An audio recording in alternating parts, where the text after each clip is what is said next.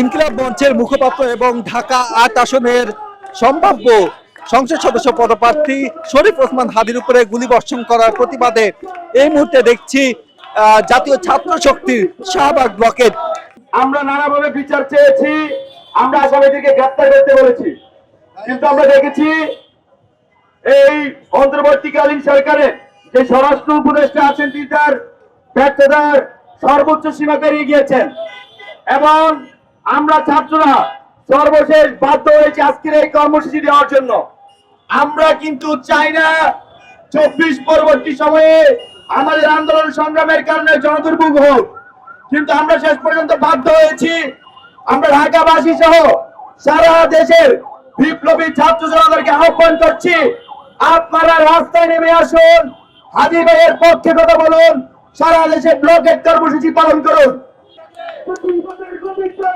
শরীফ ওসমান হাদির উপরে যারা হামলাকারী রয়েছে তাদেরকে দ্রুত আইনের আওতায় এনে শাস্তির দাবি জানাচ্ছেন তারা। পাশাপাশি স্বরাষ্ট্র উপদেষ্টা পদত্যাগও দাবি করছেন এই শাহবাগ ব্লকের থেকে। এর মধ্যে দিয়ে আমাদের যে দাবি, এই ইন্টারিম সরকারের ব্যর্থ স্বরাষ্ট্র উপদেষ্টা তার পদত্যাগ আমরা চাই। পাশাপাশি আমাদের যে অভ্যুত্থানের শক্তি আছে তাদের সকলের সহ দেশবাসী নিরাপত্তা আমরা চাই। আমরা আশাবাদী ডক্টর ইউনূস যিনি অন্তর্বর্তীকালীন সরকারের প্রধান উপদেষ্টা, তিনি যথাযথ ব্যবস্থা নেবেন তার উপদেষ্টা পরিষদের বিরুদ্ধে এবং এর মধ্যে দিয়ে আমরা মনে করি আমাদের সাথে যে ছাত্র জনতার ঐক্য এবং এই সরকারের পক্ষে আমাদের যে শুরু থেকে অবস্থান ছিল সেটা আমরা ইলেকশন পর্যন্ত আমরা একটা শান্তিপূর্ণ বাংলাদেশের লক্ষ্যে আমরা কাজ করে যাব। আমাদের এই আন্দোলন শান্তিপূর্ণ আন্দোলন হবে, আমরা সুশৃঙ্খল ভাবে গণতান্ত্রিক নিয়মে আমাদের আন্দোলন চালিয়ে যাব। আর আমরা আশা করি অন্তর্বর্তীকালীন সরকার এই বিষয়ে খুব দ্রুত সিদ্ধান্ত নেবেন যাতে বাংলাদেশের জনগণের জনদুর্ভোগ কম হয়। আমাদের আজকের কর্মসূচি মূলত মানুষকে হয়রানি করার জন্য নয়, বরং আমাদের এই কর্মসূচি জনমত নেয়ার কর্মসূচি। বন্ধুগণ, এই পর্যায়ে আমাদের যে ব্লকেট কর্মসূচি ছিল সেটি আমরা আনুষ্ঠানিকভাবে শুরু করতে যাচ্ছি। গেল শুক্রবার জুমার নামাজের পরে গুলিবিদ্ধ হন শরীফ ওসমান হাদি।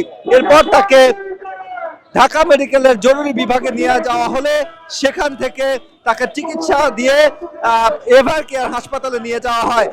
এই ঘটনায় যারা দুর্বৃত্ত যারা গুলি করেছে তাদেরকে দ্রুত গ্রেফতারের দাবি জানাচ্ছে ছাত্র শক্তি।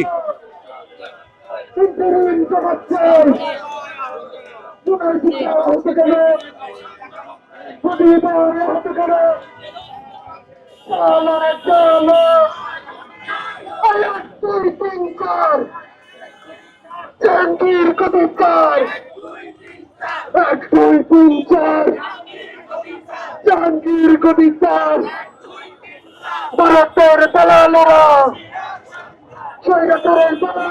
যেমনটি দেখছি এই মুহূর্তে জাতীয় ছাত্র শক্তির নেতৃবৃন্দ তারা শাহবাগ মোড়ে ব্লকেট কর্মসূচি পালন করছেন।